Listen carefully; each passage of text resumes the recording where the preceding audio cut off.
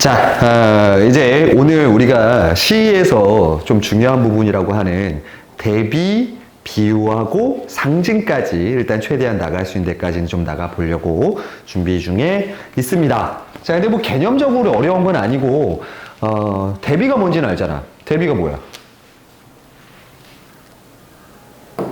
다른 거. 자, 근데 대비라는 말을 대조라는 말과 거의 비슷하게 쓰는 건 맞아. 근데 이제 조금, 뭘 봐야 되냐면, 우리가 비문학에서 대조된다 할 때는 서로 완전히 뭐 하는 경우야? 완전 반대될 때 우리가 대조라는 개념을 쓰지만, 문학에서 대비된다 하면 꼭 반대일 필요는 없다. 예를 들어서, 너하고 나는 대비되니 안 되니? 잘생김, 못생김으로 대비돼. 인정하는구나. 아니, 뭐, 당연한 걸 뭐 묻고 계세요. 이런 시작을 짓길래 있는 거예요. 학생과 선생님. 자, 근데 학생과 선생님이라는 관계가 반대 개념은 아니잖아. 대조되는 개념은 아니잖아. 대비는 되지. 자, 그래서 대비의 개념을 조금 더, 우리가 문학 쪽에서 생각한다라면 반대되는 개념이 아니라 뭐가 드러나는 거야? 차이가 드러나는 걸 해주는 걸 대비라고 우리가 얘기를 할 거야. 이런 거에서. 그래서 일단 대조로 크게 생각해도 돼. 자, 그러면 대비되는 것 중에서 가장 먼저 나오는 게 뭐의 대비가 이루어지는 경우? 명암이 대비된다. 즉 밝음과 어두움이 대비되는데, 자, 우리가 보통 밝은 부분은 주로 긍정적인 부분, 부정적인 부분. 예, 긍정적인 부분에서 사용이 될 거고요. 암은 보통은 부정적인 부분에서 사용이 될 겁니다.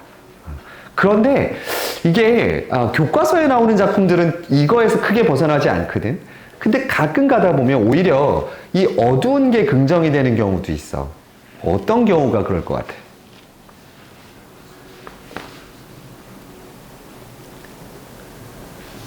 혹시 이런 말 들어봤어?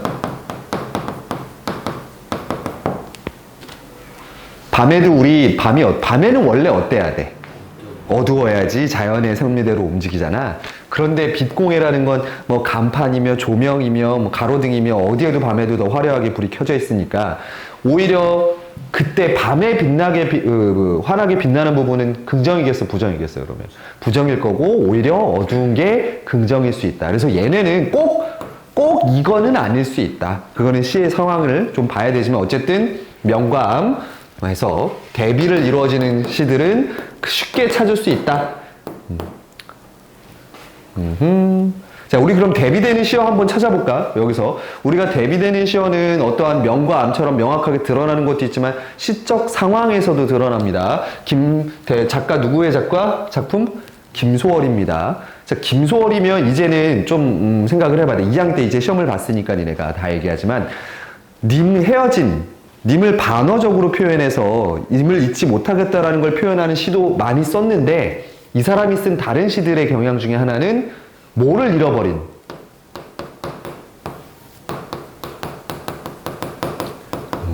집을 잃어버린 사람들에 대한 이야기도 많이 써요. 자, 그렇다면 김소월이 시를 썼던 일제강점기라는 시적 배경을 생각했을 때는 길을 잃어버렸다는 건 뭘 뜻하는 거야? 우리의 집을 잃어버렸다는 거. 그럼 갈 데 있어, 없어? 없지. 자, 그걸 표현하는 거 이게 빨리 한번 가봅시다. 어제 또 하룻밤 나그네 집에 까마귀 가악가악 울며 세웠소. 자, 나그네 나옵니다. 나그네는 집이 있는 거야, 없는 거야? 없어. 자, 이건 떠도는 우리 민족의 모습을 그대로 나그네란 말로 표현한 거고, 까마귀 가악가악 울며 세웠어. 자, 그럼 나그네도 밤에 어땠겠니? 집을 잃어버렸으니까 울었을 거고요. 까마귀도 가악가악 울었으니까 서글펐을 거예요. 자, 그럼 나그네하고 까마귀는 지금 정서가 어때? 예, 비슷해요. 얘는 대비가 나타나지 않아, 이럴 때는. 자, 그럼 오늘은 또 몇 시니? 어디로 갈까? 자, 나그네는 갈 데가 없어. 받아주는 데가 없으니까 계속 뭐 해야 돼? 돌아다녀야지. 그러니까 어디로 갈까? 어디로 갈까라고 묻는 건 갈 데가 있는 거야, 없는 거야? 예, 없는 거야. 자, 그래서 산으로 올라갈까? 들로 갈까? 그래, 정답이 나오네. 오라는 곳이 없어서 나는 못 가오. 자, 그랬더니 말마소. 내 집도 정주곽산. 실제로 정주곽산은 김소월 시인의 고향입니다. 거기도 차가고 배 가는 곳이라고 얘기해. 자, 이 얘기는 뭐야? 야, 거기도 차가고 배 가는 곳이니까 너도 뭐 할 수 있다? 갈 수 있다라는 얘기를 하는 거거든. 그런데 밑에서 얘기합니다. 여보소, 공중에 저 기러기 길 있어서 잘 가는가? 자, 길이 없어도 기러기는 어떻단 얘기야? 갈 수 있다란 얘기야. 그런데 나는 고양이 있어도 가 못 가? 못 가죠. 자, 그럼 기러기에 동그라미 딱 치시고, 기러기와 누구의 지금 처지가 대비되고 있어? 화자죠. 예, 나로 얘기되는 화자가 바로 딱 대비가 이루어집니다.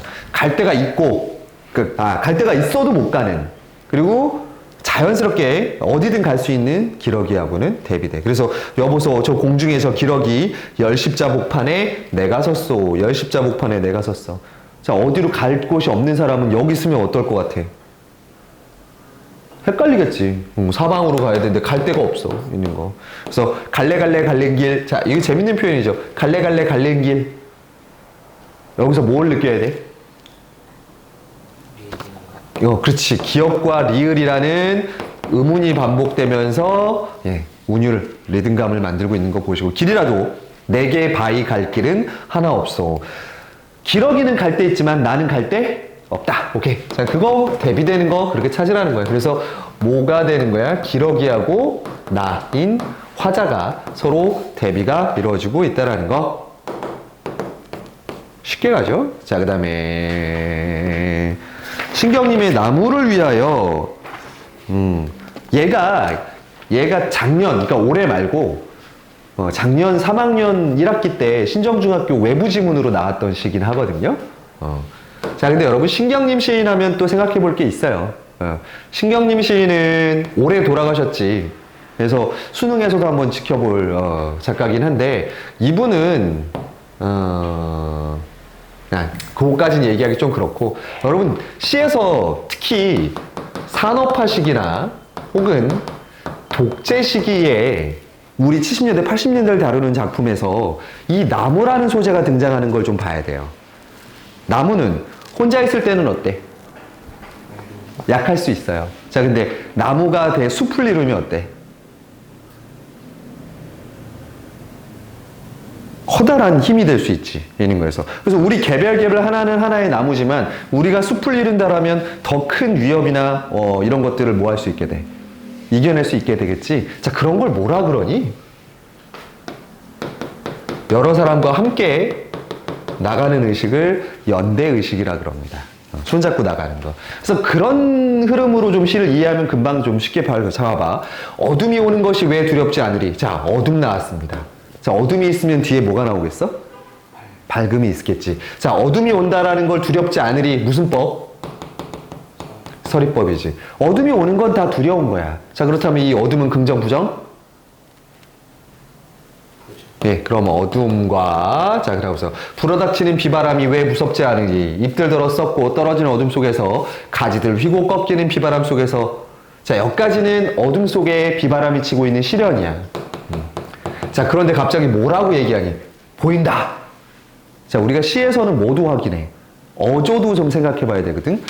아느리 하다가 갑자기 뭐라고 얘기해? 보인다 라고 딱 끊어져요. 분위기가 어떻게 되는 거야? 분위기가 전환되는 파트가 바로 여기가 되겠지. 보인다. 꼭 잡은 너희들 작은 손들이. 자, 중요한 부분이 여기네요. 작지만 그 손을 뭐 하고 있어? 잡고 있어요. 있는 거. 자, 이게 뭐의 모습을 보여주기 시작하는 거야, 지금? 연대의식입니다. 힘없는 약자들끼리 서로 손을 잡는 거야. 이거. 손을 타고 흐르는 숨죽이는 흐느낌이 어둠과 비바람까지도 사겨서 더 단단한 뿌리와 몸통을 키운다면 너희는 왜 모르랴? 그렇네. 자, 어둠과 반대되는 뭐가 나옵니까? 밝는 날이 오겠죠. 되는 거에서 그날에는 어깨와 가슴에 더 많은 꽃과 열매를 달게 되리라는 점을. 자, 저 시련을 견디고 이겨내면 밝은 날에 꽃과 열매를 다 할 수 있다라는 거. 자, 여기까지는 우리가 아는 그냥 비교적 이 정도는 우리가 이해할 수 있는 부분이야. 자, 그런데 밑에 산바람, 바닷바람보다도 짓궂은, 자, 이웃들의 비웃음과 발길질이 더 아프고 서럽답니다. 이거 뭘 뜻할까? 이거 좀 시대적 배경에 대한 이해가 있어야지만 조금 더 이해가 될 텐데, 당시에 70년대, 80년대 때 이렇게 연대의식을 갖고 독재나 산업화의 어떤 이런 불합리한 거에 저항하던 오히려 사람들로부터 좋은 평가를 받았을까 아니면 질타를 받았을까? 예, 질타를 받아. 눈치 주고 질타받았던 그 모습이야. 그래서 서로 그런 이웃들의 발길질이 더 아프고 서러워 산비알과 바이너설의 목 움츠린 나무들아. 근데 그 사람들이 지금은 어떻게 대놓고 나서지 못하고 뭐 하고 있는 거야? 목 움츠린 채 들어있는 거지. 나무들아 다시 고개 들고 절로 터져 나올 잎과 꽃으로 숲과 들판에 떼지어설 나무들아. 그래서 이 숨죽이고 있는 민중이라 그러지, 우리 이제 독재에 눌려 있는 사람들에게 보내는 메시지가 되겠습니다. 그럼 나무의 상징성도 알 수가 있고 이 밝은 날과 어둠의 대비도 일어날 겁니다. 그러면 어둠은 우리가 겪는 시련일 거고요. 밝은 날은 그 위에 오는 뭐가 돼야 될까? 뭐 극복한 그 시기가 될 거죠. 있는 거. 됐음? 이해? 오케이. 그럼 바로 넘어가죠. 뒤로 있는 거. 자, 고전 나옵니다. 자, 고전 나오니까 또 한번 생각해 봐야지. 예. 자, 고전에 나오는 제목을 보세요. 옹입니다. 옹. 자, 옹자 무슨 옹자? 예, 늙은이 옹자예요. 그래서 우리가 나이 드신 분, 한 분야에서 나이가 들은 좀 아주 오래된 마스터, 전문가들을 부를 때 누구 옹 이렇게 불러요. 자, 그러면 어옹이야. 무슨 뜻이겠니? 어옹. 물고기 사람. 그러니까 뭐야? 낚시꾼이에요. 자, 고전문학에 낚시꾼이 나옵니다. 자, 그러면 매우 어떤 사람인 거야? 자연을 가까이 하는 사람이야? 아니면 자연과 멀리 있는 사람이야? 자, 그걸 뭐라 그러냐면 자연 친화적이라고 얘기합니다. 제목에서 이미 느껴져야 돼. 이 고전 작품들은 딱 정해진 유형이 있어. 더군다나 이 양반들이 쓴 글이기 때문에 조선 후기에 가서야 좀 달라지지만 조선 전기에는 딱 패턴화되어 있습니다. 자연 친화적인 모습. 자, 그러면 자연하고 대비되는 개념이 뭐가 있겠니? 자, 자연 친화적이라고 했으니까 자연하고 대비되는 공간은 어디야? 사람들이 살고 있죠. 자, 거기를 뭐라 부를 거야? 속세? 혹은 뭐 그냥 우리 쉽게 그냥 도시? 뭐 이런 개념으로 쓰면 되겠지. 자연에서는 욕심 부리니 안 부리니? 안 부리지. 자, 여기서는 살아보겠다고 뭐 해야 돼? 바쁘게 살아야 되는. 그게 조선시대 때도 있었다는 거야. 그거 컨셉 잡고 들어가면 대비 개념으로 딱 들어가지. 자, 가봅시다. 자, 헛된 이름 따라 허덕허덕 바삐 다니지 않고. 자, 헛된 이름을 따라서 바삐 다니는 곳은 도시겠어? 자연이겠어? 도시. 예, 그럼 헛된 이름은 도시? 이렇게 적어 놓읍시다. 그 다음에 평생 물과 구름 한가득 가득한 마을을 찾아다녔네. 오, 나는 자연을 찾아다닌 거야. 그럼 물과 구름 가득한 마을은 뭘 찾아다닌 거야? 어디에 속한 곳이야? 자연에 속한 곳이겠지. 자, 따스한 봄 잔잔한 호수엔 안개가 천리 껴있답니다. 그럼 그 천리는 자연의 공간이겠어? 도시의 공간이겠어? 자연의 공간이지. 천리도, 자, 여러분 색깔이 조금 다르게 돼 있으면 뭔가 물어보겠다라는 거야. 있는 거에. 자, 그 다음에 맑은 가을날 옛 기슭엔 달이 배 한 척 비추네. 서울길에 붉은 먼지. 붉은 먼지. 어디에 있어, 얘는? 예, 도시에, 서울에 있는 거예요. 붉은 먼지. 그래서 얘를 조금 알아둘 게 하나 있는데, 홍진이라 그래요, 홍진. 붉은 먼지, 홍진. 고전 문학 읽을 때 많이 나옵니다. 홍진이란 단어.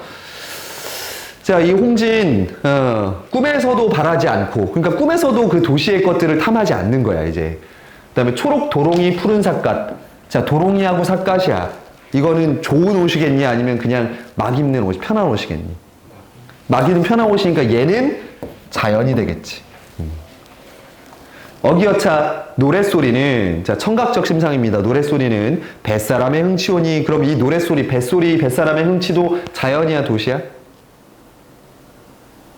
자연이 됐고, 세상에 옥당이 있다고. 자, 옥당은 밑에 해설 보면 문장 관련 업무를 담당한 관청이에요.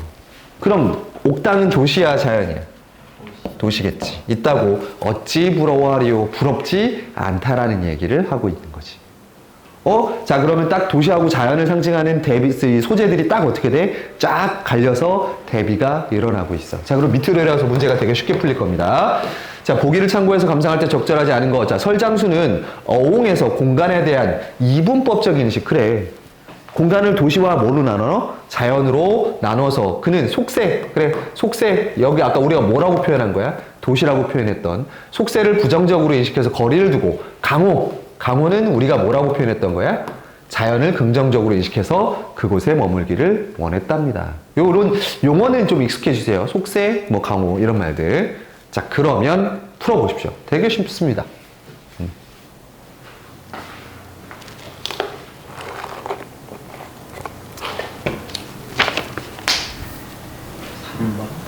정답. 천리는 어디에 있는 공간이었어? 자연 속에 있는 공간이었습니다.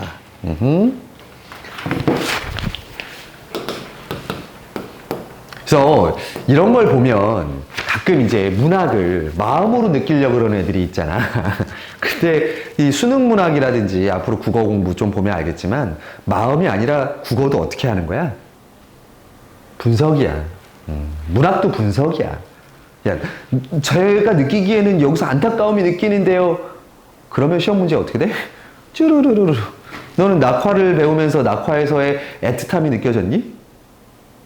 그죠? 근데 시험 문제는 어떻게 했어? 애틋하다고 했잖아. 분석하십시오. 자, 이번엔 대비 개념 중에 어디로 갑니까? 색채의 대비와 과거, 현재가 대비되는 개념으로 가겠습니다.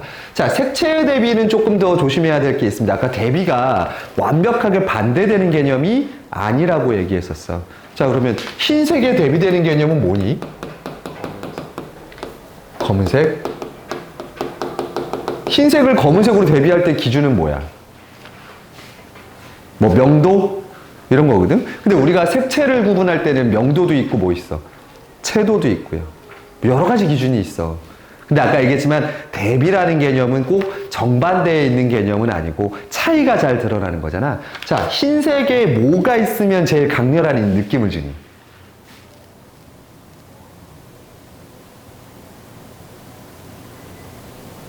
선생님, 무슨 색? 정답!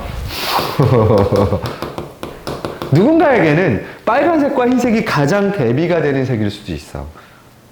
어떤 느낌이야? 이렇게 그날따라 오늘 하얗게 새로운 새 옷 입어가지고 깨끗하게 입고 갔는데 거기에 뭐가 묻은 거야? 뭐 케찹이 묻었다든지 꽃장이 묻었다든지, 아니면 제일 좀 빨간색을 보여줄 때 대비를 좀 심하게 보여줄 수 있는 소재는 뭐야? 그치? 피가 이렇게 되는 거.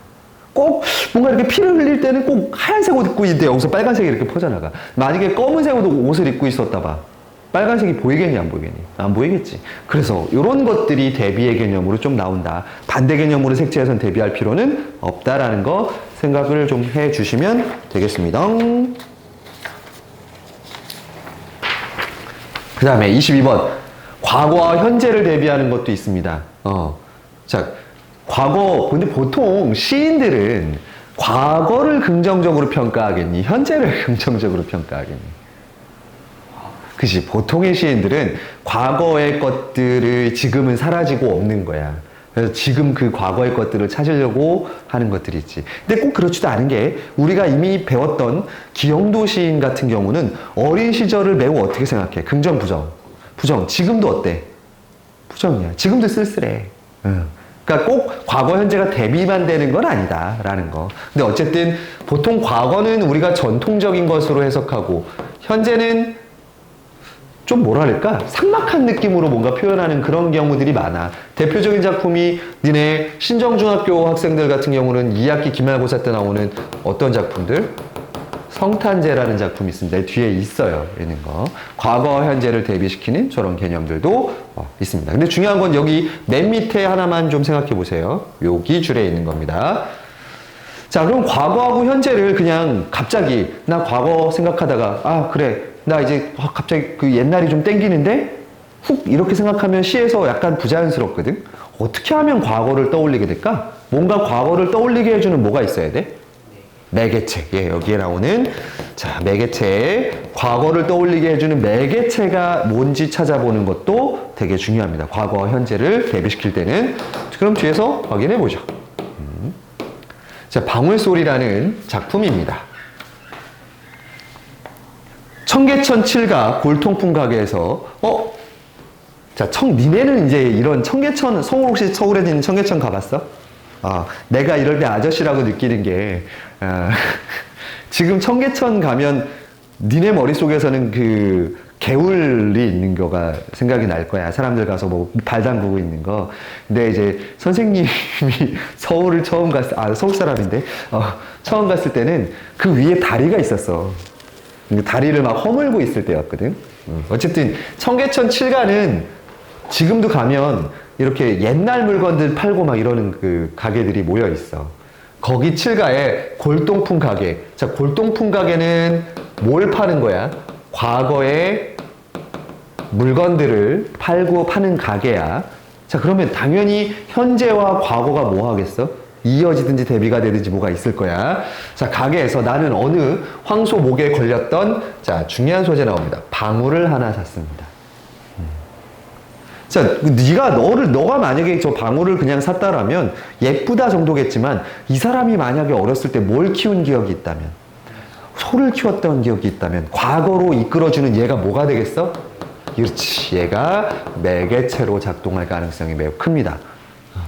자, 그 영롱한 소리에 방울을 딸랑거리던, 자, 그렇네요. 그 방울에서 나던 소리 때문에 과거로 연결되고, 소는 이미 이승의 짐승을, 안타깝지만 그 소는 지금 없어요. 아니지만 나는 소를 몰고 여름 해질녘 하산하던 그날의 소년이 되어, 그래, 그 방울 때문에 자기가 그 소를 키우던 어린 시절로 떠올리면서 가죠. 배고픈 저녁 연기 피어오르는 마을로 터덜터덜 걸어 내려왔다.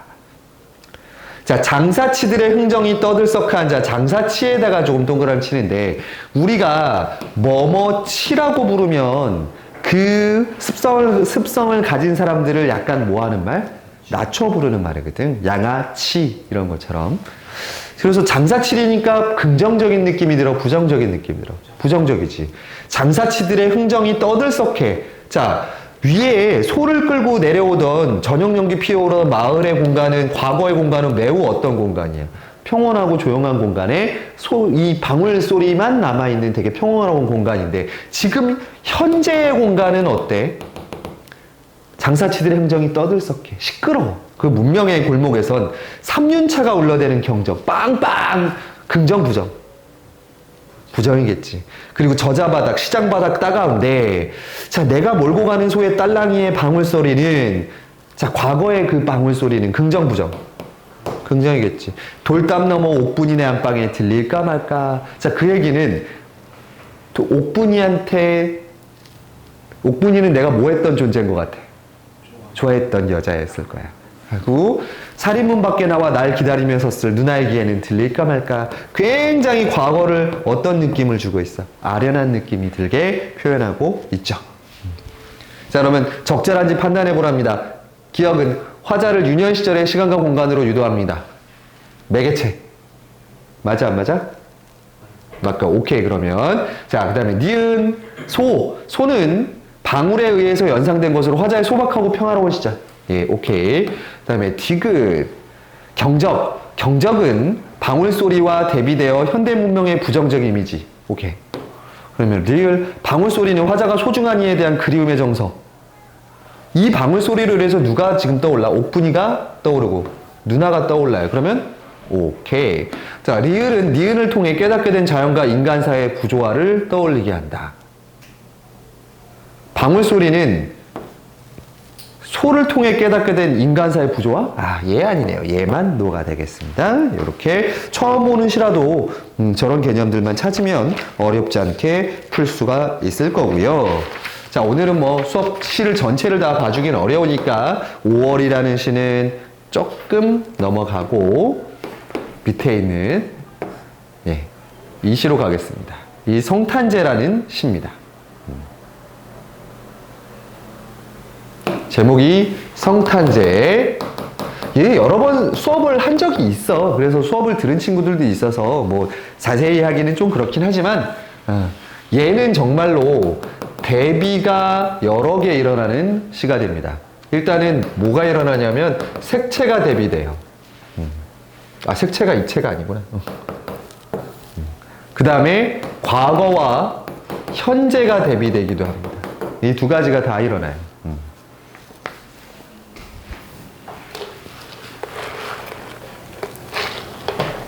이게 내가 다 수작업으로 스캔을 뜨거든.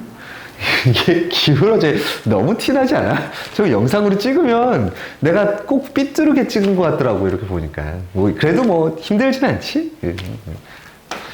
빨리 돈 벌어서 수동으로 아니면 스캔 떠주는 사람을 쓰든지 해야 되는데. 자, 그러면 뭐가 대비가 일어나는지 보겠습니다. 어두운 방 안엔, 자, 어두운 공간과 빨간 숯불이 서로 뭐 하고 있어요? 대비되고 있어요.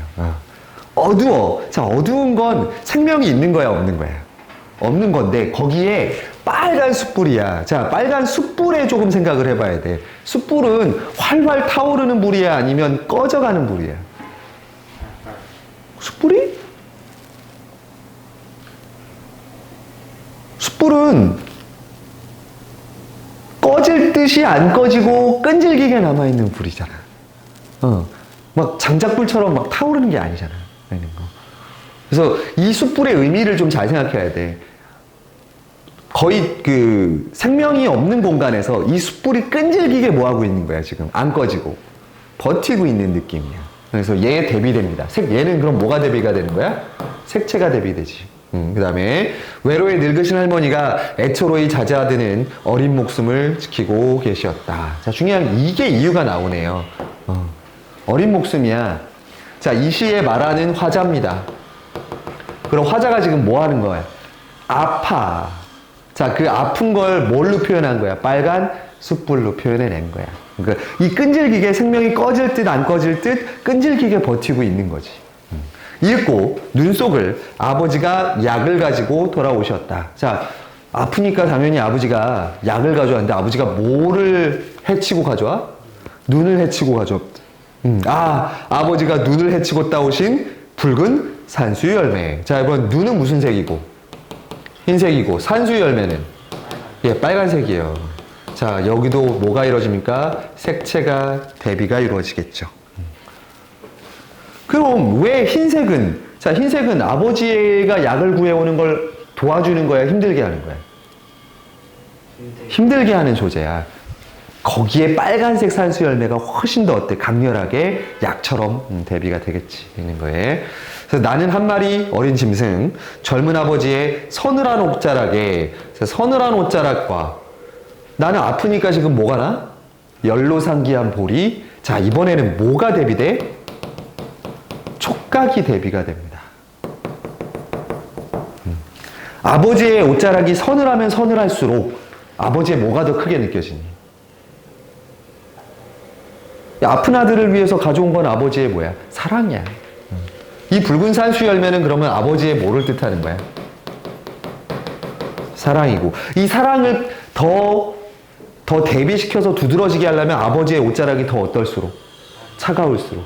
그리고 눈이 더 많이 내릴수록 그 아버지의 사랑이 더 대비돼서 커 보이겠지. 그래서 위에 색깔은 다 시각적 심상인데 촉각적인 심상도 대비가 돼서 나타납니다. 자, 이따금 뒷문을 눈이 치고 있었다. 그날 밤이 어쩌면 이 시의 제목이 두한 성탄제의 밤이었을지도 모른다. 자, 하필 왜 성탄제의 밤일까? 성탄제가 뭐니? 예, 크리스마스거든요. 크리스마스 뭐 한 날인데?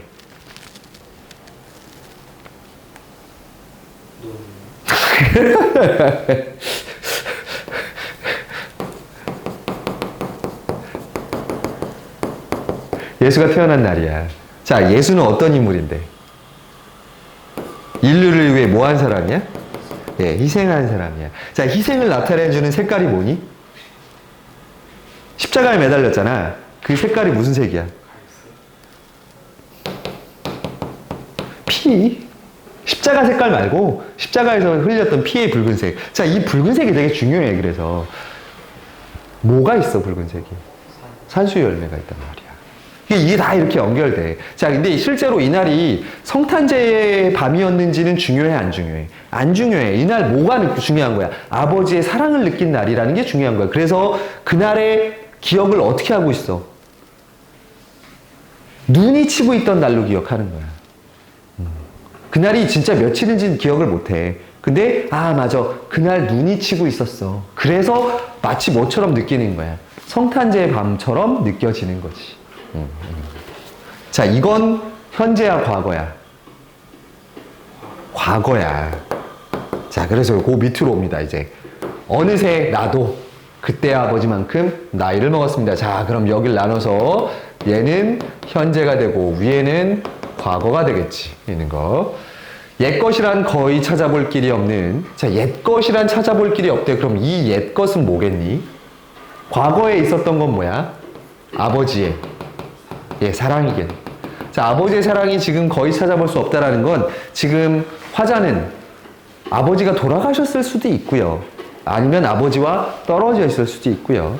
자, 성탄제 가까운 도시에는 이제 반가운 그 옛날의 것이 내립니다. 자, 이게 뭐야? 과거와 현재를 이어주는 매개체죠. 자, 그럼 그 과거와 현재, 자, 이어주는 소재가 뭐가 있었지? 하필 그날에 뭐가 오고 있었어?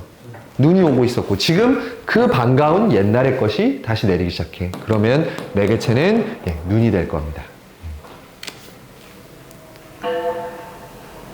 그러면 이 성탄제 가까운 도시에는 아버지의 사랑이 느껴지지 않으니까 분위기가 어때야 돼?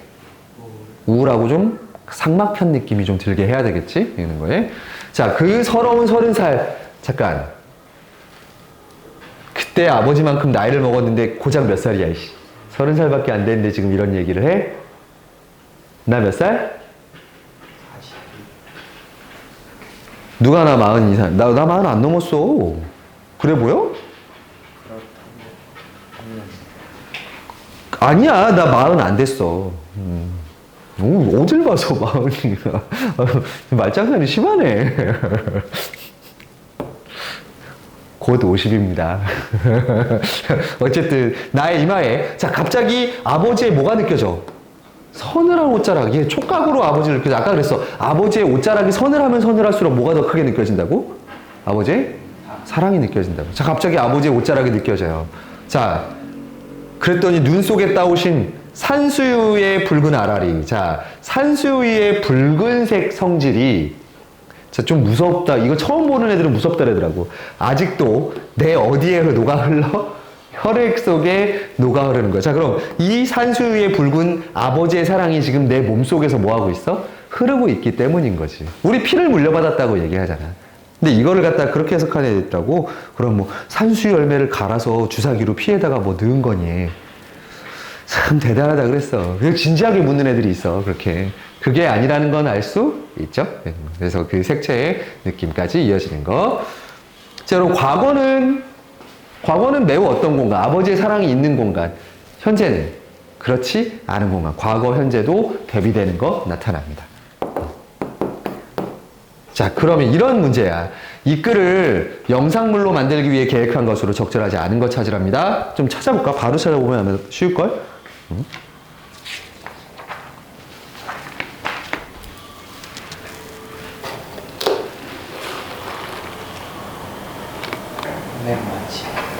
맨 마지막. 그렇지. 맨 마지막에 삭막한 도시란 말이야. 아버지 사랑을 느낄 수 없었는데 웬 경쾌한 음악이 나와. 잘못된 거고요. 자, 2번도 똑같아. 일기를 썼을 때 그거와 적절하지 않은 겁니다.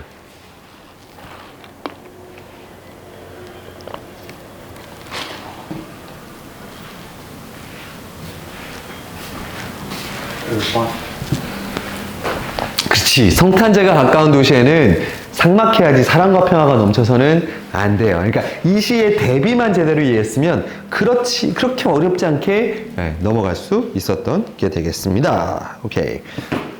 자, 그러면 이번엔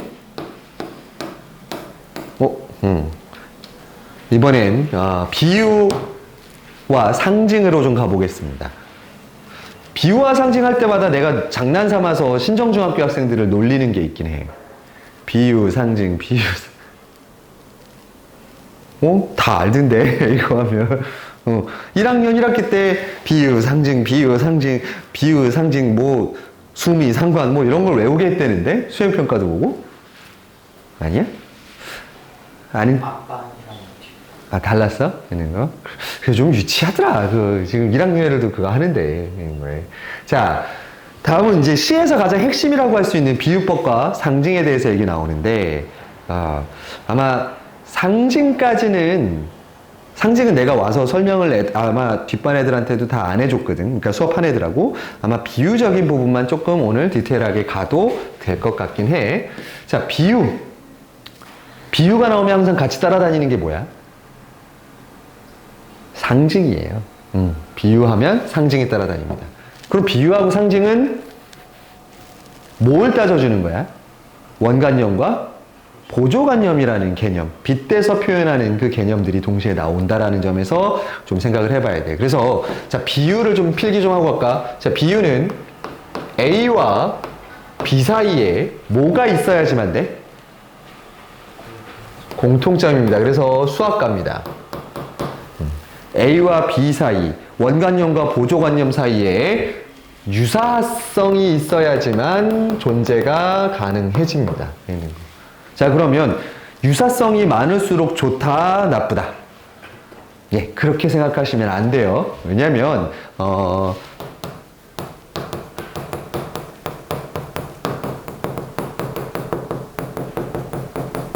자, 그러면 동찬이라는 원관념을 천사라는 뭐에다가 보조관념에다가 빗대서 표현을 했습니다. 동찬이가 누군지는 아니? 누구야? 아는구나. 그럼 보통 여기서 거부 반응이 나와야 되는데, 이러는 거예요. 자, 그러면 물어볼게. 우리 양심껏 대답해 주길 바래. 너의 소신껏. 절대 내 눈치를 보거나 그러지 말고 너의 소신껏 얘기해 줘. 자, 그러면 원관념과 보조관념 사이에 유사성이 있니, 없니? 다시 한번 물어볼게. 유사성이 있니, 없니? 예, 유사성이, 그래, 알았어. 유사성이 없어. 자, 없으면, 수업, 몇 시지? 쉴 때 되지 않았어? 기분이 별로네. 유사성이 없으면 뭐가 느껴지는 거야? 참신해. 뭔가 색다른 비유가 될 거야. 근데 유사성이 너무 없으면 사람들이 받아들이기 어때? 힘들어. 이런 경우처럼. 알았어. 자, 근데 그러면 너무나 익숙한 비유를 들면 걔는 성공적이야, 그러면? 그건 오히려 어때? 참신함이 떨어지지. 응? 너무 재미없는, 문학적인 성취가 없는 비유가 돼버려. 그래서 이건 비유는 보조관념 사이가 뭐 많다, 공통점이 많다, 나쁘다, 적다를 가지고 성공적이다, 아니다를 따지기는 조금 어렵습니다. 어쨌든 이 유사성이 조금이라도 있어야지만 어쨌든 간에 비유라는 것이 하는 거. 그 다음에 비유의 특징은 또 뭐 있어? 원관념과 보조관념이 둘 다 어디에 드러나야 돼? 시 안에 드러나야 된다라는 그 공통점이 존재합니다. 그래서 대표적인 방법은 뭐가 있어? 자, 직유죠. 자, 직유는 원관념과 보조관념을 대놓고 빗대는 거니까 뭐가 쓰여? 같이, 처럼, 뭐뭐인 듯, 뭐뭐인 양, 뭐 이런 거 같은 것들 다 직유법에 들어갑니다. 뒤에 설명 나오니까 굳이 여기서 할 필요 없겠다? 있는 거예요. 자, 니네가 지금까지 여기서 안 배운 거가 바로 요거 대유랑 풍유 정도만 안 배우고 나머지는 적당히 다 내신하면서든 우리 수업할 때 배웠던 거니까 한번 들어가 보죠. 밑에 있는 거에. 자, 직유법은 아까 얘기한 대로 여기 나오지. 뭐뭐처럼, 뭐뭐같이, 뭐뭐듯이, 뭐뭐인 양으로 표현하고요. 은유법은 A는 그냥 뭐라고 표현한 거야? B이다. 그래서 그냥 A를 뭐에다가 그냥 B에다가 갖다가 직접 비유해버리는 거지. 이런 거. 그래서 은유는 잘 찾지 않으면 잘 안 보이기도 해서 그래서 무슨 비유라고도 한대? 숨어있는 비유, 숨은 비유라고도 얘기합니다.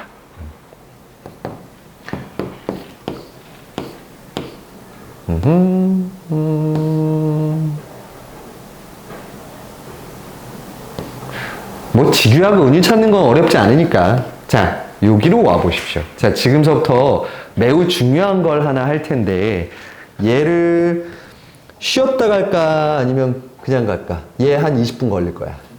쉬었다가 그냥 가 20분. 그러면 그냥 1시간 반 그냥 쭉 가. 있는 거? 네가 한 거야. 있는 거에. 자, 가봅시다. 여기를 가면 우리가 비유라는 걸 지금 우리 생각해 보면 꼭 마치 A는 B다라고 그냥 이 도식화시켜서 우리가 비유를 상징하잖아. 자, 근데 얘를 보시면 언제 문제야? 수능 문제입니다. 자, 조금 더 고등학교로 올라가면 비유에 대한 생각도 조금 더 스케일을 키워야 돼. 자, 그래서 한번 생각해 보겠습니다. 혹시 이런, 조금 제대로 써줄까?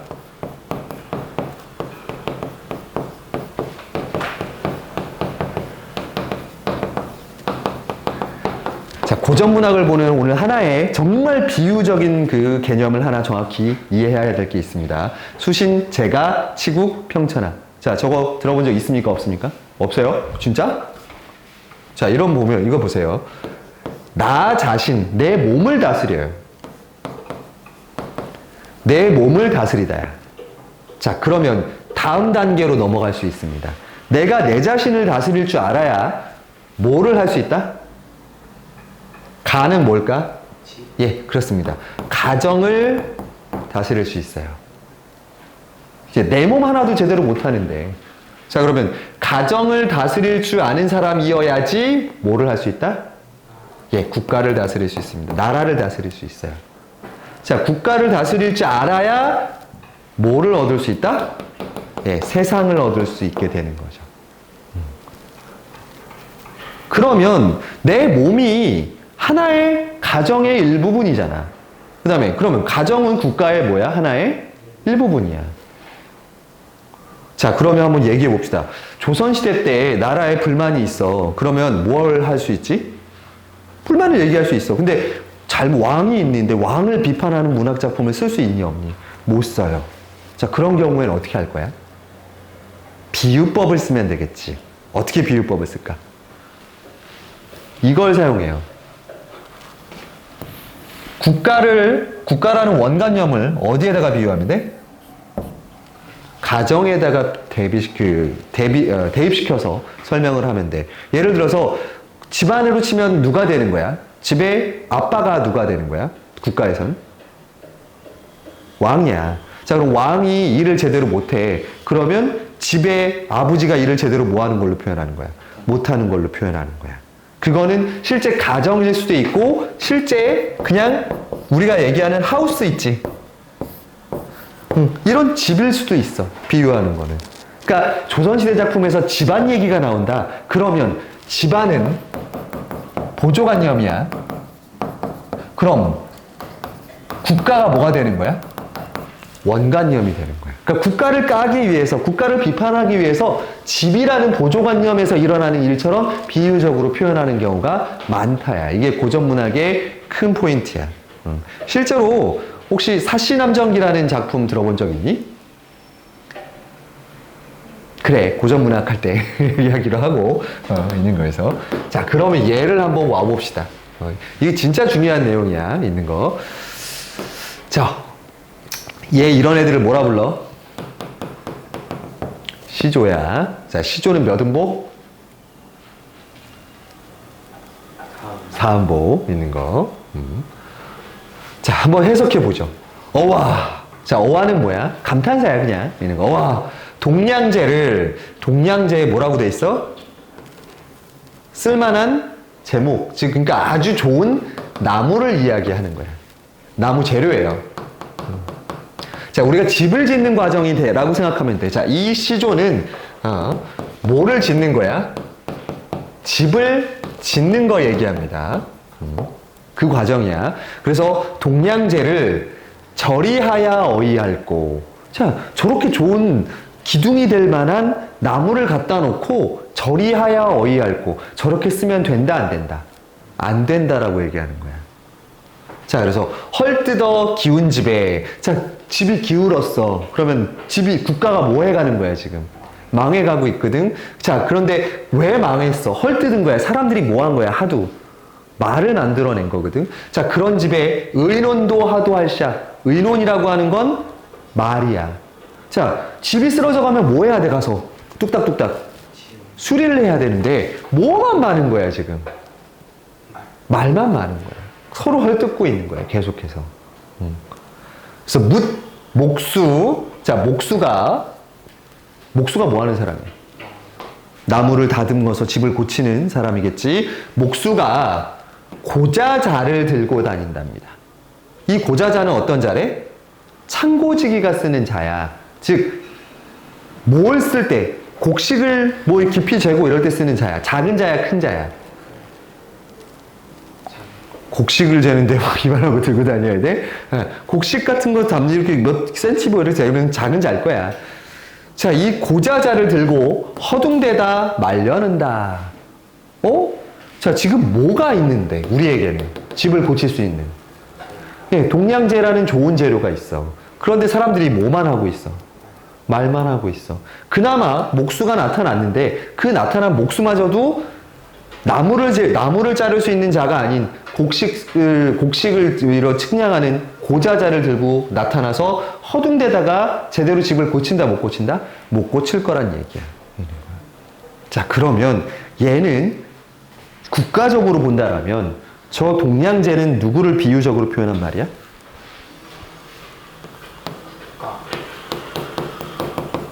인재입니다. 아주 훌륭한 인재를 얘기해요. 자, 나라가 지금 이렇게 망해가고 있어. 그러면 적재적소에 뭐한 사람을 갖다 놔야 돼? 인재를 등용해서 나라를 되살려야 되는데 서로 헐뜯기만 해. 그러면 이 고자자를 설치고 다니는 목수는 이 동량제를 받아줄 그릇이 되는 사람이야, 안 되는 사람이야? 그러니까 간신배들 이 그릇도 안 되는 것들이 허둥대다가 또 실패할 거다라는 얘기를 하는 거예요. 그러니까 인재를 제대로 등용하지 못하는 그 안타까운 상황을 국가의 모습을 집안을 뭐하는 이야기로, 고치는 이야기로 비유적으로 표현하고 있습니다. 이런 식의 비유법이 오히려 고전문학에선 더 많이 사용될 거야. 이해되지? 이런 거에서. 자, 그 다음에 밑으로 내려오면 얘는 조금 어렵습니다. 확실히. 얘는 근데 고1 가끔 가다가 2년 전인가? 고등학교 1학년 모의고사에도 나왔던 녀석이야. 알아두는 게 좋을 것 같습니다. 자, 조선 이런 걸 가사라고 얘기해요. 자, 이런 걸 이해하려면 그 당시 조선 후기 사회의 모습을 조금 이해하셔야 돼요. 조선 후기에 무슨 전쟁을 두 번 겪지? 큰 전쟁 두 개. 임진왜란. 그리고 병자호란이라는 전쟁 두 번을 겪습니다. 나라 꼴이 엉망이야.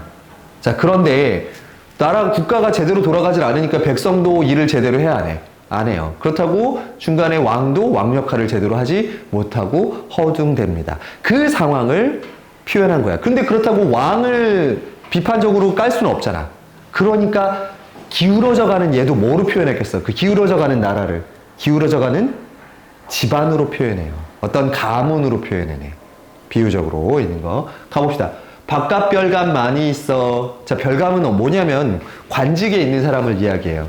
근데 바깥 별감이니까 우리 집안 사람이야, 아니야? 아니거든. 바깥 별감들이 많이 있어서 바깥 마름 달화주도, 바깥 마름 달화주 밑에 해석 보면 뭔 역할을 하는 사람이야? 바깥에서 돈을 모해오는 사람이야. 네, 돈을 벌어오고 돈을 수거해 오는 사람이야. 자, 그 사람도 제 소임 다 버리고 몸 끓일 뿐이로다. 즉, 일을 해, 안 해? 제대로 안 하는 거야. 자, 비세어, 썩은 집을 뉘라서 고쳐 있으며. 자, 아까 얘기했어. 국가를 뭐에다 비유하고 있다고? 집에다가 비유한다고. 그러면 지금 이 썩은 집, 망해가는 집을 고칠 사람도 없고, 옷 벗어 무너진 담, 뉘라서 고쳐 삶고, 집 고치는 사람도 없는 거야. 불안당 구멍도적 아니 멀리 다니거든. 자, 이 불안당 도망부적은 누굴 뜻하는 거겠니? 아까 얘기했지. 집, 동네 바깥에서 호시탐탐 뭐 하는 거야? 우리 집을. 예, 노리는 사람이거든? 그러면 집은 국가라 했어. 그럼 우리 국가를 호시탐탐 넘어오려는 일종의 뭐로 해석하면 돼? 그 당시에 왜구, 예, 일본 해적들을 얘기합니다. 자, 걔네가 멀지 않은 곳에 다니고 있어요. 그러니 화살찬 수하상직, 자, 수하상직은 멀리 적들이 있는지 보는 경계병입니다. 이 수하상직이라고 누가 힘써 할꼬. 왜? 저기 저렇게 가까이 있는데 괜히 그거 보러 갔다가 잡혀가면 어떡해. 그러니까 아무도 경계를 하는 거야, 안 하는 거야? 안 하는 그 모습까지 저렇게 드러나요. 자, 크나큰 기운 집에, 자, 기울었어요, 집을. 집이 기울었어. 망해가는 나라야. 거기에 마누라, 아이고, 마누라 혼자 앉아 있답니다. 자, 근데 조심할 게 있죠. 마누라 해설 뭘로 되어 있는지 가서 보세요. 아니야. 저대로 읽어. 네. 자, 마누라는요, 오늘날 뜻이 달라진 단어입니다. 마누라는 집안의 가장 높은 사람을 뜻하는 말입니다. 이거 원래 이렇게 누르면 좀 올라와야 되는데. 나 힘들어. 허리 아파. 자, 마누라 혼자 앉아. 그럼 이건 누구를 뜻하는 말이니? 이 집안의 제일 높은 사람은 나라로 치면 누구겠어? 왕이야. 이게 왕이야. 자, 왕 혼자 앉아서 자, 기울어진 집에 마누라가 혼자 앉아 있으니 누가 명령을 들으며 논의, 이야기를 누구와 할꼬. 자, 왕도 제 역할을 하고 있는 거야, 못 하는 거야? 못해. 주변에 사람이 없어. 자, 낮실은 반금심, 낮에 하는 걱정, 밤에 하는 근심, 혼자 맞다 계시거니 옷 같은 얼굴이 편하실 적 몇 날이리. 임금에 대한 안타까움이 느껴지지. 마음은 알겠어. 임금이 뭔가 잘해보겠다라는 마음은. 근데 제대로 하지 못하고 있는 거지. 자, 이 집 일이 되기 네 탓이라 할 수 있고, 집이 이렇게 된 걸 누구 탓이라고 할 수 있겠는가? 자, 햄 없는 종, 햄은요, 걱정이란 뜻이에요. 혹은 생각이란 뜻이에요. 자, 그러면 생각 없는 종들이야. 우리 집으로 치면 뭐야? 노비야. 자, 노비가 뭐 어마어마한 일을 해야지 이 집안이 잘 살 수 있니? 그건 아니야. 이거 노비에게 책임을 물을 수는 없다라는 얘기를 하는 거야. 햄 없는 종의 일은 묻도 아니하려니와 걔네들한테 책임을 물을 수 있다 없다? 없어요. 자, 도로 헤어내니 다시 생각해 보니 중요합니다. 누구 탓이래? 왕의 잘못이라는 얘기를 합니다. 마누라 탓이로다. 자, 왕에게 그래도 이제 뭘 하려고 이 글을 쓴 거야? 조언을 하려고 쓴 게 됩니다. 내 주인 외다하기 종의 죄 많건만은 그렇다 세상 보려 민망하야 사례나이다. 자, 그래서 내가 민망하지만 뭐 하겠다는 거야? 살해하겠다. 이야기 드리겠다라는 거야. 새끼고기 마르시고. 자, 왕이 지금 마누라가 뭐를 하고 있대? 새끼 볏짚으로 뭐 하려는 걸 하고 있어? 이 지푸라기로 그 밧줄 같은 걸 만들고 있어. 자, 근데 원래 이 일은 누가 해야 되는 일이야? 생각 없는 제일 밑에 있는 종들이 해야 돼. 그잖아. 근데 이걸 누가 하고 있대? 이게 마누라 왕이 하고 있는 거야, 이 일을. 그러니 그거 말고 내 말씀을 들으소서 얘기하는 거야. 자, 집일을 고치거든 종들을 휘오시고. 자, 집에 일을 뭔가를 하려면 종들에게 시켜. 그 다음에 종들을 시키려고 하면 뭐를 정확하게 하면 된다는 거야? 상벌. 잘한 애들 잘해주고 못한 애 벌어주고 원칙을 세우란 얘기야. 그리고 상벌을 밝히려면 자, 어른종을 뭐하래? 믿으라는 거야. 이게 뭘 의미하는 걸까? 자, 보세요. 마누라가 임금이었어. 왕이야. 자, 그러면 우리 햄 없는 종, 생각 없는 종은 누굴 뜻하겠니? 제일 밑에 있는 거니까. 국가로 치면. 이게 백성이 되겠지. 자, 그러면 이 백성들, 새끼 꼬는 일은 누가 해야 되는 일이야? 백성들이 해야 되는 일인데, 자, 그러려면 상벌을 밝히고, 이 상벌을 밝히려면 중간 계층에 지금 뭐가 껴있니? 어른종이 있습니다. 이 백성들을 임금 사이에서 뭐 해주는 사람? 중간 관리하는 사람이 있겠지. 자, 이게 누구야? 이게 양반 사대부들이 될 거야. 사대부들을 믿으소서. 진실로 일이하시면 가도 집안의 절로 일리이다. 일어날 것이다. 라고 얘기를 하는 거지. 이러면 이 비유가 이해가 돼 있는 거. 우리가 아까 얘기했듯이 집을 국가에다가, 거꾸로구나. 국가를 집에다가 비유적으로 표현을 했다라면 여기에 나오는, 집안에 나오는 사람들은 국가로 치면 이걸 얘기해. 자, 그러면 지금 임금은 뭐 하고 있는데? 나라 다 망해가고 있는데 혼자서 뭐 하고 있어? 혼자 걱정하고 있어. 그리고 혼자서 뭐 하고 있어? 새끼 꼬고 있어. 그러니까 네가 할 일은 그게 아니야. 네가 할 일은 뭐야? 백성들을 상벌하고 그걸 위해서는 누구를 믿으라는 이거야. 자기와 같은 이 글을 쓰는 양반 사대부들을 믿으라. 그 체계를 채우셔야 된다는 얘기를 조언하고 있는 글이 되겠습니다.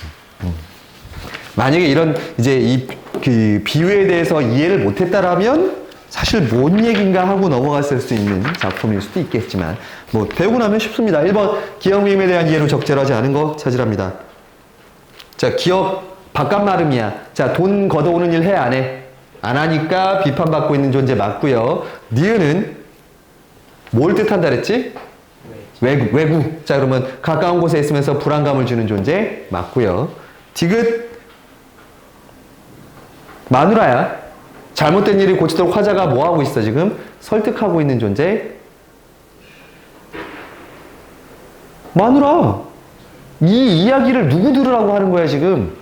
마누라 들으라고. 그러니까 너 지금 네가 할 일은 그게 아니야. 네가 할 일은 우리 중간 우리 어른종들을 믿고서 이 국가의 체계를 세우는 일이라고 얘기하는 거. 그럼 3번 맞아.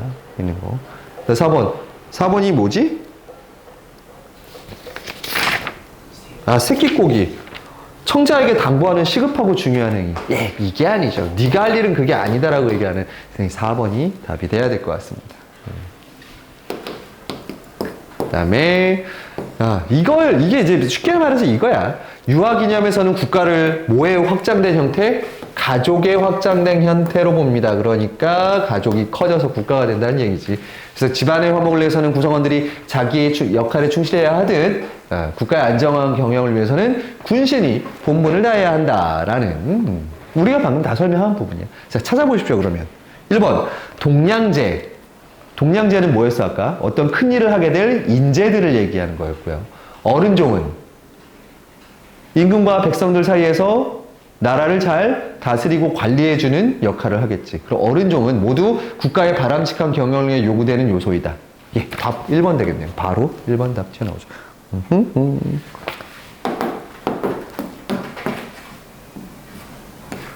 자, 그 다음에 대유법. 진짜 그냥 1시간 반 스트레이트로 가자 이거야? 그렇게 하겠다는데 이게 마흔 먹은 아저씨의 허리가 아침 9시부터 수업을 하고 있는지라 어제도 2학년 학생들 모르는데 지금 3학년 학생들을 화요일 날 수업을 해요 지금. 근데 그거 니네 다음 주부터는 아마 니네한테도 확대될 가능성이 있어. 니네 수학학원이 몇 시쯤 끝나니 보통? 너 수학학원 7시 그렇게 일찍 끝나? 영어학원은?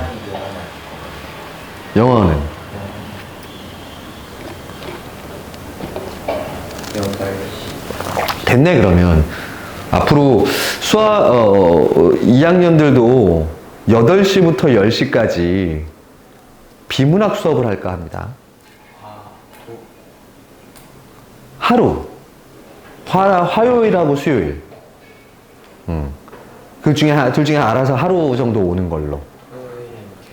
그러니까 우리 수요일은 주말은 본수업 그대로 가고 그냥 있는 거에 비문학을 글로 좀 떼버릴까 생각 중이에요. 그래서 그거를 지금처럼 영상 찍어서 매주 업로드 해주고, 그거를 지금 3학년들은 하고 있어.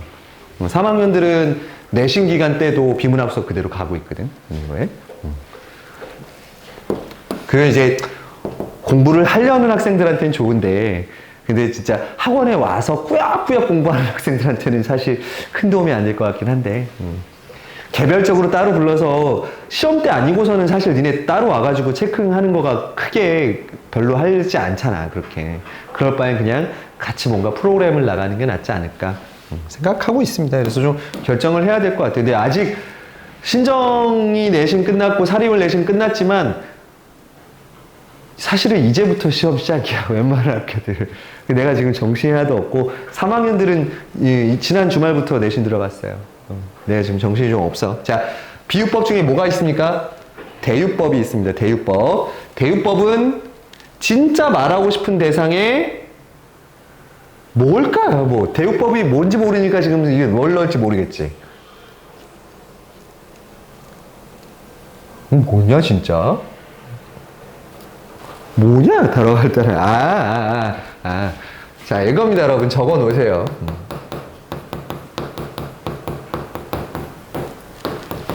이 세 가지 말만 기억하시면 돼요. 일부분을 가지고 뭘 드러내? 전체를 드러내. 그 다음에 아주 일부분의 특징을 가지고 전체의 특징을 다 드러내. 근데 이게 사실은 좀 구분이 되는 게 있긴 해. 근데 저걸 나중에 가면 제유법과 환유법이라고 나누는데 사실 그렇게까지는 공부할 필요가 없고, 자, 물리적인 일부분을 가지고 전체를 표현하는 거가 뭐가 있냐면, 예를 들어 시에서 이런 게 나온다고 쳐봐.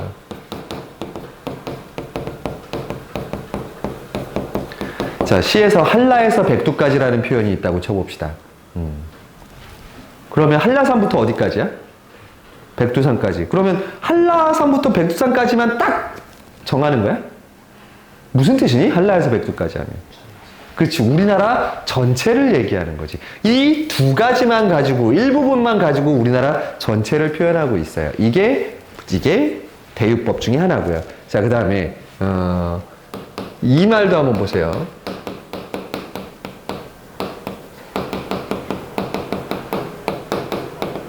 무슨 뜻이니? 빵만으로는 살 수 없다.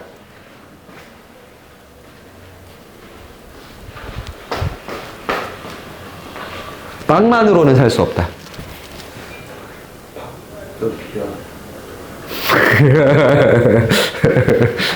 뭐 비슷한 말이긴 한데, 사람이 살려면 이 빵인 뭐의 특징을 보여주는 거야? 식량.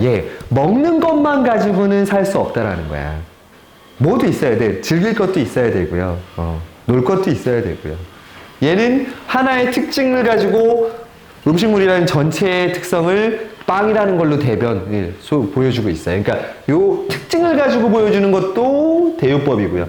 진짜 일부분을 가지고 전체를 다 보여주는 것도 대유법이고요. 이런 걸 대유법이라고 합니다. 그 다음에 의인법은 왜 비유법인지 알지? 왜? 사람이 아닌 걸 사람처럼 비입되어서 표현하고 있기 때문에 그렇게 되고요. 자, 화류법은 무생물일 마치 살아있는 것처럼. 자, 이 두 가지를 의인법과 화류법은 세트로 항상 알아두시는 게 맞죠. 어떻게 구분할 거야? 어느 게 더 큰 개념이니? 화류법이 더 큰 개념이야. 자, 화류법 중에서 인간만이 할 수 있는 역할을 하면 의인법이 돼. 도대체 그러면 인간만이 할 수 있는 활동이라는 게 뭐야? 감정. 오케이. 감정. 그 다음에 의도. 어떤 목적을 갖고 있다. 자, 예를 들어서 꽃이 고개를 숙여. 그냥 꽃이 이렇게 고개를 숙여. 이거는 어떤 의도가 있어, 없어? 없어. 근데 꽃이 인사를 해. 그럼 걔는 의도가 있는 거지. 그냥 고개를 숙이는 것과 인사를 하는 거는 똑같은 행위지만 표현할 때 어떻게, 인사를 한다라는 건 그 사람과 모해지겠다라는 의도가 있는 거야. 친해지겠다라는 의도가 있는 행위잖아. 그래서 이런 감정이나 의도, 인간만이 할 수 있는 어떤 정신적 활동이 들어가 있어야지만 뭘로 친다? 의인법으로 친다라는 결론이 나옵니다. 근데 이게 좀 애매해요. 수능에서는 화류법과 의인법을 구별하는 거는 잘 안 묻는 편이고, 대신 어디서 물어봐? 내신 시험에서, 고등학교 내신 가서는 이 부분을 좀 선생님 마음이니까 있는 거예요. 하게 된다. 자, 그다음에 풍유법은, 자, 풍유법은 그냥 굳이 뭐 어렵지 않게 그냥 하는 건데, 얘는 비유나 속담이나 명언 같은 것들을 와서 비유적으로 표현하는 걸 얘기해.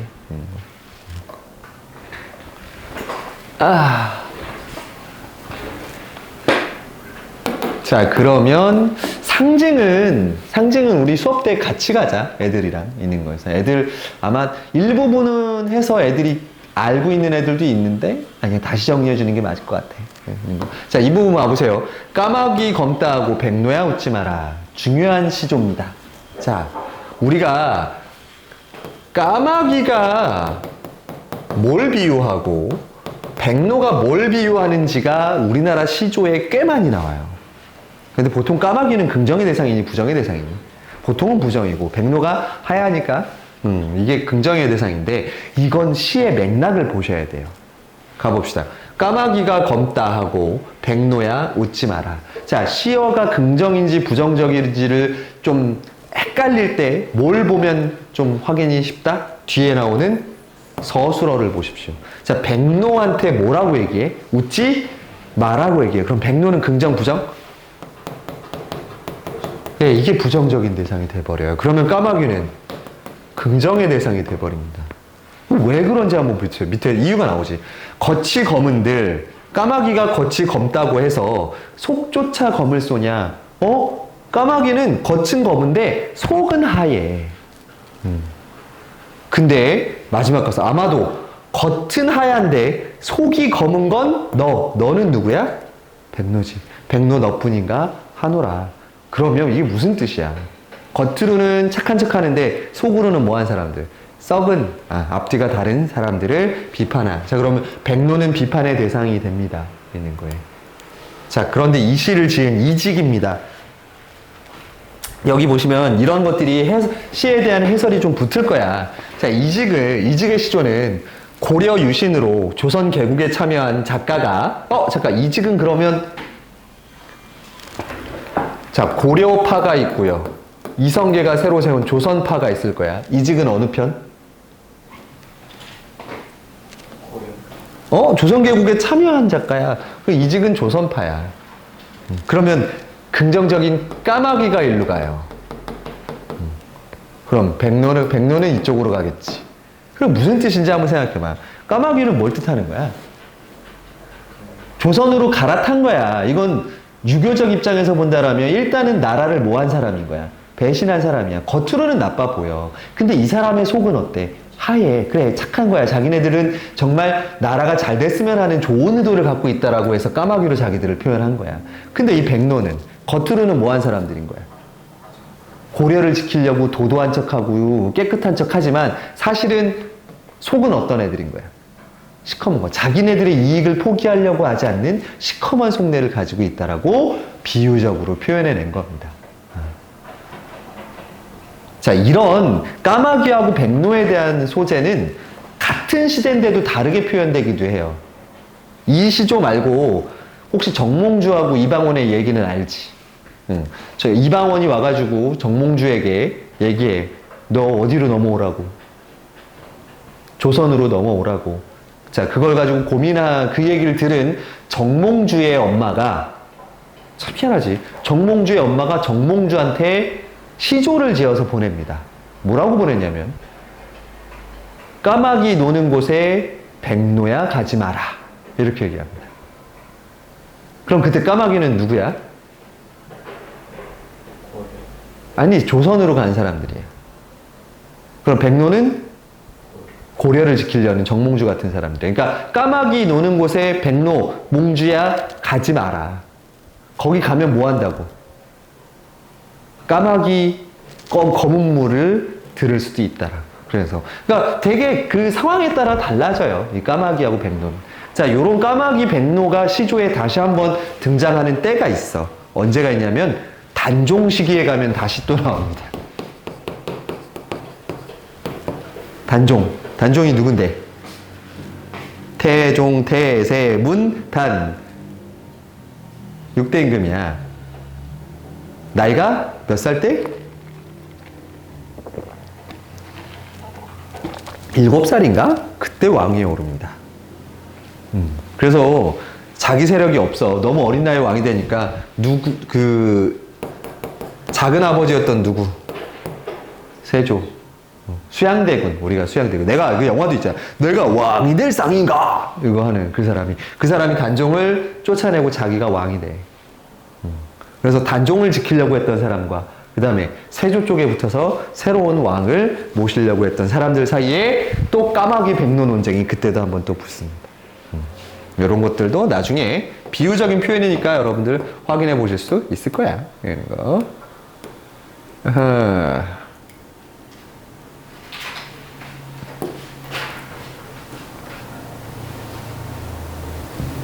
뭐 니네는 어차피 사랑을 안 해봤기 때문에 이런 시를 해봤자 이해도 못하고 느낌도 없고 저게 뭐예요? 저게 무슨 말이 돼요? 저런 걸 저딴 식으로 왜 해요? 이렇게 할 가능성이 높기 때문에 굳이 얘를 하지는 않겠습니다. 아하, 이거 여승은 지난번에 해줬지? 나랑 했지 이거는 있는 거에서 얘도 나 앞에서 한 거라서 표현법에 관한 거니까 이건 좀 넘어가죠. 상징을 딴 애들도 다 안 하긴 해서 어떻게 할까? 요까지는 대부분 요까지 한 거 같거든. 요까지 할까 우리도? 그러면? 그래 어차피 한 10분에 15분만 더 합시다 있는 거에서. 자, 상징이라고 하는 건 뒤에 나오지만 이제 상징은 원관념, 비유는 원관념과 보조관념이 시에 다 뭐에 드러나죠. 자, 근데 상징이라고 하는 건 뭐밖에 안 드러나 시에서? 보조관념만 드러나고 원관념은 시에서 드러나지 않는 게 상징입니다. 또 하나 특징은 원관념과 비유는 원관념과 보조관념 사이에 뭐가 있어야지만 돼? 공통점, 유사성이 있어야지만 되거든. 근데 상징은 둘의 유사성이 없어도 돼요. 그 다음에 또 하나 그럼 보조관념, 원관념이 구체적이겠니? 보조관념이 구체적이겠니? 자, 다시 생각해야 돼. 자, 사랑이라는 건 추상적이야? 아니면 구체적이야? 추상적이야. 자, 사랑을 상징하는 게 뭐가 있어? 하트예요. 이런 거. 하트예요. 자, 얘가 굳이 사랑을 뜻해야 될 이유가 있니? 심장이란 말이야. 심장이 사랑을 뜻할 이유가 없어. 그런데 우리가 연결시켜 놓은 것 뿐이야. 얘는 구체적이야, 추상적이야? 구체적이지. 자, 상징은 얘가 드러나는 거야, 얘가 드러나는 거야? 얘가 드러나는 거야. 얘는 시에 드러나지 않아. 우리는 그거를 뭐 할 뿐이야? 생각해낼 뿐인 거지. 있는 것들. 그래서 상징만 가지고 따로 얘기는 잘 안 하고 뭐가 나와? 비유하고 상징을 대조시켜보는 것들이 나옵니다. 자, 일단 비유는 어떤 현상이나 사물을 직접 설명하지 않고 다른 것에 비슷한 현상이나 사물에 빗대어 표현하는 거고, 중요한 거 나오죠. 원관념과 보조관념이 딱 뭐 해야 돼? 1대1로. 매치가 돼야 돼. 그래서 하나의 의미로만 해석돼요. 보통 1대1로 딱 되는 거. 왜? 둘 사이에 뭐가 있기 때문에. 유사성이 있으니까 그걸 잘못 해석했다라는 말을 할 수가 있어, 사실은. 그런데 상징은 아까 얘기한 대로 추상적인 사물이나 관념을 뭘로 표현하는 거야? 구체적인 사물로 갖다가 드려야 되는 거야. 따라서 자, 시에서 만약에 시에서 누가 나올까? 시에서 초콜릿을 나온다고 해보자. 초콜릿이 나왔어. 얘는 보조관념이잖아. 얘가 나왔으면 얘가 상징하는 게 뭔지 하나야, 여러 개야? 여러 개지. 자, 그래서 이게 중요합니다. 원관념이 오히려 여러 개야. 의미, 그래서 상징은 그걸 보는 사람마다 해석하는 방법이 같아, 달라? 달라질 수 있어요. 달라질 수 있어요. 그래서 또한 둘 사이에 뭐가 없어도 돼? 유사성이 없는 경우가 훨씬 더 많습니다. 그래서 상징이 어렵겠니? 비유가 어렵겠니? 상징이 좀 더 어려워요. 고등학교 가면 상징 좀 많이 나오고. 자, 그 중에 첫 번째 상징 갑니다. 무슨 상징? 원형적 상징입니다. 자, 원형적 상징이라고 하는 건 인간 DNA 속에서 유전되어 오는 유전에서 내려오는 인간이라면 누구나 느껴야 되는 상징을 이야기해요. 어떤 것들이 있어? 자, 태양을 보면 뭘 떠올려야 돼? 생명. 근데 또 태양 꼭 그렇진 않지. 아까 태양은 하나만 상징하지 않아. 태양은 또 뭘 상징하기도 해? 파괴를 상징하기도 해. 왜? 너무 태양을 오래 쬐면 어떻게 되니까? 그냥 타버리니까요. 되는 거. 그 다음에 물은 뭘 상징해? 네, 생명, 순환 같은 걸 상징하기도 하고, 또 뭘 상징해? 죽음을 상징하기도 해요. 왜 물이 죽음이야? 물 볼 때 나도 솔직히 그랬거든. 물에 가면 꼭 빠져줄 것 같은 항상 그런 불안감에 빠져요. 근원적인 거. 지구는? 자, 지구는 아빠야, 엄마야? 땅은 아빠야, 엄마야? 이건 세계 어느 나라에 가도 되게 공통적으로 나타나는 건데, 우리가 이제 뭐 하늘이 있고 뭐 번개가 있고 이런 것들이 자연현이 있는데, 땅은 엄마로 표현되니 아빠로 표현되니?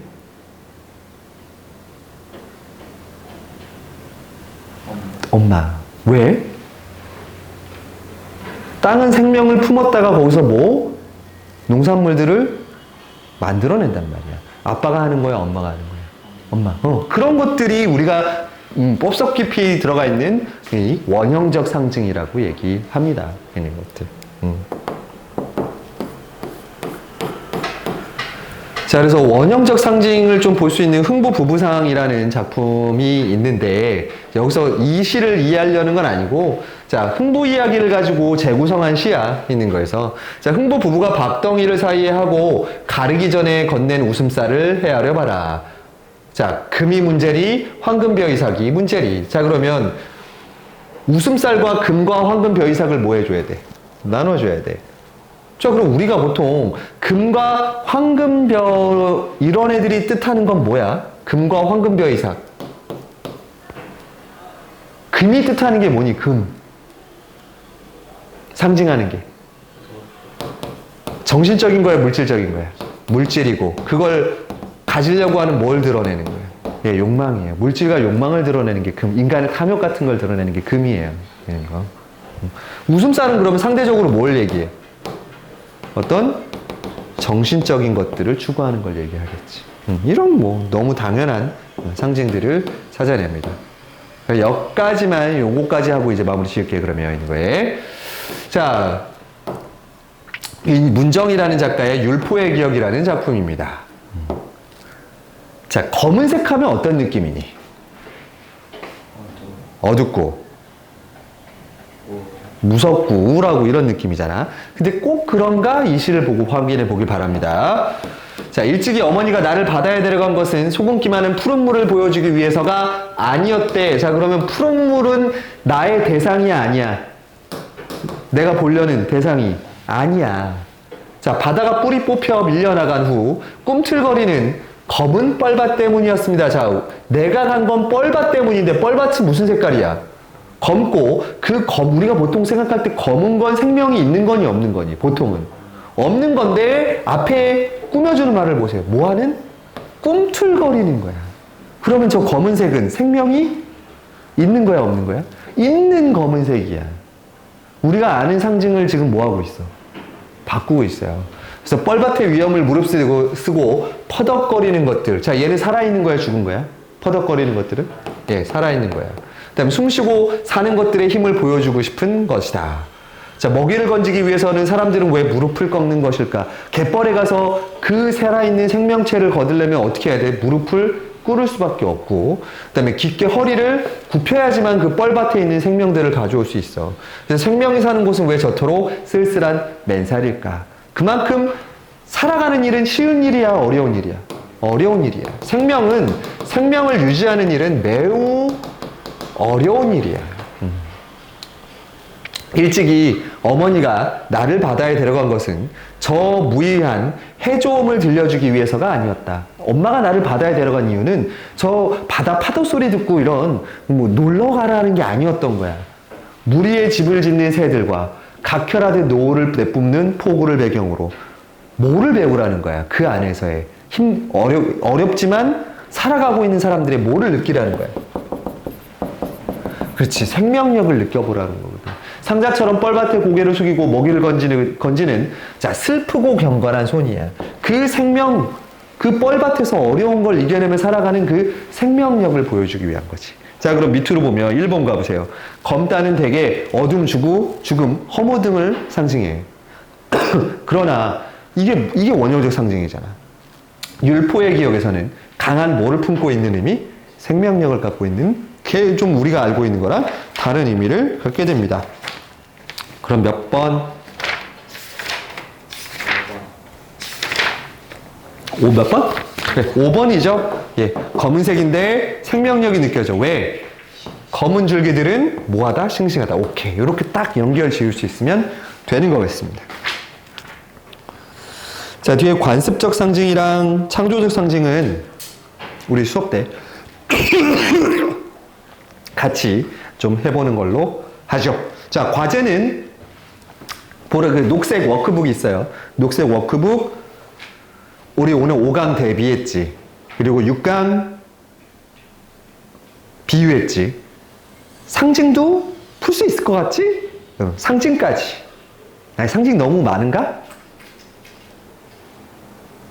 일단은 상징까지 노력해 보는 걸로 비유까지 하시고 여기서 수업 마치겠습니다. 찍을 땐 다 설정이라는 게 있는 거지.